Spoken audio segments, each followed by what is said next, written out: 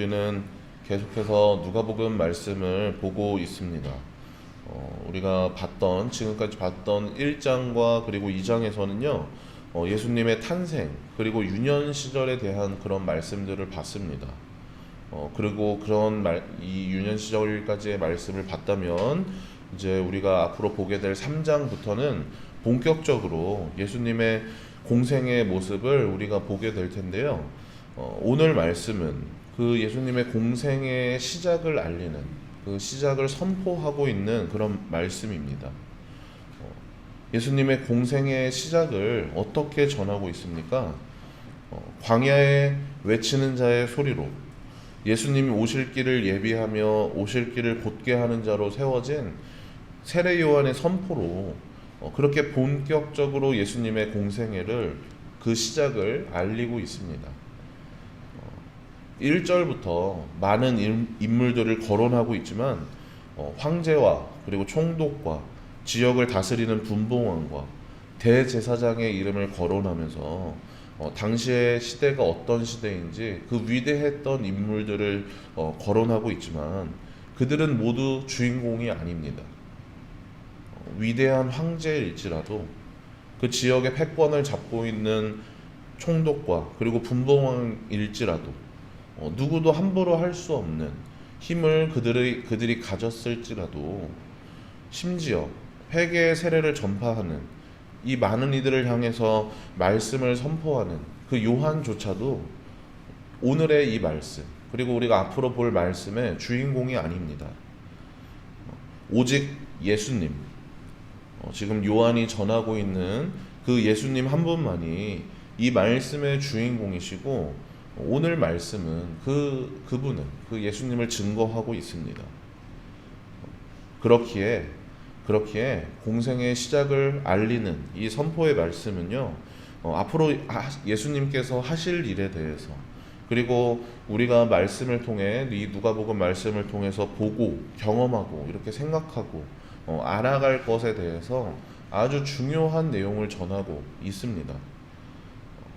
예수님이 오실 것은, 예수님이 오셔서 하실 이루실 일들은 하나님께서 오랜 시간 동안 계획하신 것이고, 그리고 준비하신 것이고, 그렇게 하나하나씩 이 날을 위해서, 이루어질 이 날을 위해서, 그리고 예수님께서 이것들을 완성시키실 이 날들을 위해서 하나님께서 하나씩 준비하신 겁니다. 그렇게 차곡차곡 쌓아 올린 것들을 이제 예수님께서 완성시키실 차례입니다. 그렇기 때문에 그 시작이 얼마나 중요하겠습니까? 그래서 이처럼 웅장하고 그리고 장엄하게 시작하는 것은 그러한 이유 때문입니다. 우리가 대통령 선거를 하고 나서 대통령의 첫 행보에 주목하지 않습니까? 그리고 그가 처음 내뱉는 연설에, 그 말에 우리는 주목합니다. 왜냐하면 앞으로 임기 동안에 무엇에 초점을 두고, 그리고 어떤 정책을 펼쳐갈지 그 첫 행보에서 나타나기 때문에, 그 처음 발언에서 나타나기 때문에 그 처음을 우리는 주목하는 것입니다. 마찬가지로 하나님께서 그렇게 오랜 시간을 공들여서 준비하신 그 일들을 완성시키실 예수님의 시작을 알리는 이 말씀에 우리는 주목하게 되는 것입니다. 그리고 그 시작을 보기 이전에 우리가 준비해야 할 것이 있다고, 우리가 예수님의 공생의 사역에 그렇게 동참함에 있어서 우리가 먼저 앞서서 준비해야 할 것이 있다고 우리에게 전하고 있는데요. 5절과 6절 말씀, 두 절 말씀을 우리 한번 같이 읽어보겠습니다. 시작. 모든 골짜기가 메워지고 모든 산과 작은 산이 낮아지고 굽은 것이 곧아지고 험한 길이 평탄하여질 것이요 모든 육체가 하나님의 구원하심을 보리라 함과 같으니라. 아멘. 네, 예수님의 공생의 그 사역을 우리가 이제 앞으로 보게 될 텐데, 그 이전에 우리가 준비할 것이 있다고 합니다. 방금 읽었던 이 5절과 6절 말씀을 새 번역 성경에서 이 세번역에서 보면요, 모든 골짜기는 메우고 모든 산과 언덕은 평평하게 하고 굽은 것은 곧게 하고 험한 길은 평탄하게 해야 할 것이니 모든 사람이 하나님의 구원을 보게 될 것이다. 네, 이 말씀은 마치 도로 공사하듯이 그리고 토목 공사하듯이 그런 길을 내는 것을 말하는 것이 아닙니다. 앞서서 3절과 그리고 앞서 있는 3절과 4절에서 요한은 회개의 세례를 말하였습니다. 그렇게 회개의 세례를 전파하면서 주의 길을 준비하고 그리고 오실 길을 곧게 하라고 유대인들에게, 그 이스라엘 백성들에게 얘기하였는데, 여기서 말하는 이 길은 도로를 말하는 것이 아니라 우리의 마음을 의미하는 것입니다. 회개하고 돌이켜서 굽어진 것들 그리고 굴곡진 것들, 그것들을 평탄하게 하라는 것입니다. 우리의 마음에는 얼마나 많은 그 굽이들이 그리고 굴곡진 것들이 있습니까? 우리의 마음에는 얼마나 많은 골짜기들이 있습니까? 살아오면서 겪은 아픔과 그리고 상처들로 인해서 높고 낮은 산들로 우리의 마음은 가득 채워져 있습니다. 그로 인해서 우리가 원하든 그리고 원하지 않든 남들에게 상처를 주고 우리 자신이 험한 길이 되어서 나 자신조차도 그 길에서 헤매고 있습니다. 우리는 회개함으로 그 길을 다시 곧게 해야 합니다.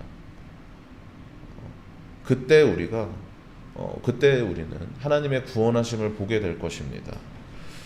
이에 대한 예시를 우리는 말씀을 통해서 그리고 유대인들에게서 볼 수가 있습니다. 유대인들의 그 교만함, 그들의 죄악으로 인한 그 교만함은 하늘을 찔렀습니다. 과거 그 인류의 조상들이 바벨탑을 쌓아 올린 것처럼 교만의 탑을 쌓아 올리고 하나님께 이렇게 닿으려 했던 것처럼, 그 하늘 높이 올라가려 했던 것처럼 유대인들의 교만함 또한 하나님조차 외면하며 하나님과 동급으로, 자신들을 같은 급으로 이렇게 세워가려고 했던 것입니다. 그들의 그 굽이치는 마음으로 인해서, 그 교만한 죄악으로 인해서 끝까지 하나님의 구원하심을 보지 못하였습니다. 성전과 가까이 지내고 그리고 율법을 꿰고 있으며 입술로는 회개를 하지만 그것이 그들의 교만이 되어서 그들이 그토록 바라던 하나님, 그 실체를 눈앞에 두고도 보지 못한 것입니다. 그들은 결코 자신들의 마음을 곧게 하지 않았습니다. 그들은 결코 굽이치는 그 골짜기를 평탄하게 하려고 하지 않았습니다. 그 골짜기를 더욱 깊게 파고 높은 산을 더욱 높게 쌓아갔습니다. 험한 길에 가시덩굴을 놓아서 많은 이들을 고통스럽게 하였습니다. 그렇게 입술로만 회개할 뿐 변하지 않는 그들의 삶은 제자리에 머물 뿐이었습니다. 그 길을 예비하며 길을 곧게 하는 진정한 회개 없이, 진정한 돌이킴 없이 하나님께서 그토록 공들여서 계획하신 하나님의 구원하심, 그 예수님을 볼 수가 없는 것입니다. 우리 안에도 그런 골짜기와 그런 산이 있지 않습니까? 예수님을 믿고 영접했음에도 여전히 우리 안에는 험한 길이 남아 있습니다. 오직 겸손함과 그리고 자복함으로 회개하여서 주님 오실 길을 곧게 하는 여러분들 되시길 바랍니다.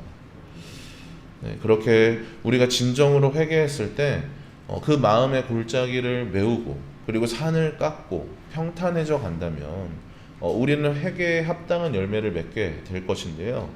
그 회개에 합당한 열매가 무엇이라고 전하고 있나요? 11절 말씀을 보면 옷 2벌 있는 자는 옷 없는 자에게 나눠줄 것이요 먹을 것이 있는 자도 그렇게 할 것이니라 말하고, 할 것이니라 하고 이렇게 말하고 있고요. 세리들에게는 어떻게 얘기하냐면 13절에 부과된 것 외에는 거두지 말라. 그리고 군인들에게는 14절에 사람에게서 강탈하지 말며 거짓으로 고발하지 말고 받는 급료를 족한 줄로 알라 하니라 하고 말씀을 전하고 있습니다. 우리가 그렇게 우리의 굽이치는 그 마음들, 그 골짜기를 메우고 그 산을 낮아지게 하고 험한 길을 곧게 하는 그러한 회개를 했을 때 그 회개에 합당한 열매는 우리의 일상에서 나타나고요. 그것이 무엇으로 나타나냐면 자족하고 그리고 남에게 베푸는 삶으로 나타난다고 합니다. 이것에 대해서 우리는 생각할 것이 많습니다. 우리는 보통 회개의 열매를 종교적인 것에 국한할 때가 있습니다. 그래서 시간이 지날수록 예배와 그리고 기도와 말씀에는 충실해질지 몰라도 정작 우리의 삶에서는 여전히 욕심을 부리고 여전히 이기적이고 여전히 남에게 베풀 줄 모르며 자신의 유익만 챙기는 내 가족, 내 식구들, 그리고 내 구역, 내 교회 이렇게 나의 어떠한 것들 여전히 내 울타리를 세우면서 그 울타리 안으로만 살아가려고 할 때 우리는 그럴 때가 있습니다. 그러한 욕심을 버리는 것이 그런 이기적인 마음을 버리는 것이 그리고 주어진 것에 자족하며 감사하며 살아가는 것이 회개에 합당한 열매라고 그렇게 말하고 있습니다. 회개에 합당한 열매는 이전까지 우리가 살아왔던 그 생활 전체를 뒤집는 것이 아닙니다. 세리는 세리로서 살아가되 군인은 군인으로서 살아가되 그 직업을 바꾸고 다른 직업을 가지라는 것이 아닙니다. 그렇게 살아가면서 그 삶 가운데서 덜어내는 것 그리고 내려놓는 것 그리고 쥐고 있는 그 손을 푸는 것 그것이 바로 회개에 합당한 열매라고 전하고 있습니다. 우리는 더욱 많이 가지려고 하고 더욱 크게 만들려고 하고 그렇게 우리가 가진 것들을 더욱 늘리려고 하는데 옷이 2벌 있는 자는 옷을 3벌 그리고 4벌까지 늘리려고 하고 먹을 것이 있는 자들은 더욱 풍족하게 하려고 하는데 그렇게 하고자 하는 그 마음들 그 욕심들을 내려놓고 덜어내는 것이 자족하는 것이 바로 회개에 합당한 열매라고 그렇게 말하고 있습니다. 사랑하는 여러분, 예수님 오실 길을 준비하면서 그 길을 곧게 하는 여러분 되시길 바랍니다. 하나님께서 공들여 준비하신 그 일들, 예수님께서 이 땅에 그 일들을 이루셨습니다. 그 계획의 주인공이신 예수님께서 그 계획을 온전히 완성시키셨습니다. 이제는 우리 차례입니다. 우리는 주의 길을 곧게 하며 그러한 하나님의 구원하심을 바라보아야 합니다.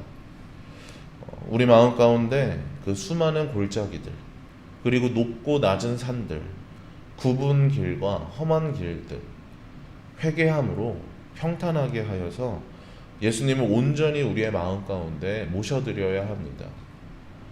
그리고 그렇게 우리가 진정으로 돌이키며 그렇게 그 길들을 평탄하게 하는 회개를 할 때 우리의 삶을 자족하며 감사하며 살아갈 수 있습니다. 움켜쥐고 놓지 못하던 것들 그리고 욕심과 불안함과 이기적인 마음으로 그렇게 지켜내려 하던 것들 그것들을 모두 내려놓을 수 있게 되고 덜어낼 수 있게 됩니다. 그리하여서 우리가 그러한 과정들을 거치고 그렇게 되었을 때 억지로 베푸는 것이 아니라 이것을 지켜야 하기 때문에 이것을 해야 되기 때문에 말씀에서 이것을 하라고 했기 때문에 그래서 어쩔 수 없이 베푸는 것이 아니라 진정으로 우리의 마음이 넉넉해져서 진정한 열매가 맺혀져서 그렇게 베풀며 사랑하게 됩니다. 내가 나를 위해서 하듯이 남에게도 그렇게 베푸는 그런 여러분들이 되시길 바랍니다. 그렇게 주의 뜻과 주의 사랑을 실천하여서 자족하며 감사하는 마음으로 그런 삶을 누리시는, 하나님의 구원하심을 온전히 바라보며 경험하는 그런 여러분들 되시길 주님의 이름으로 축복합니다.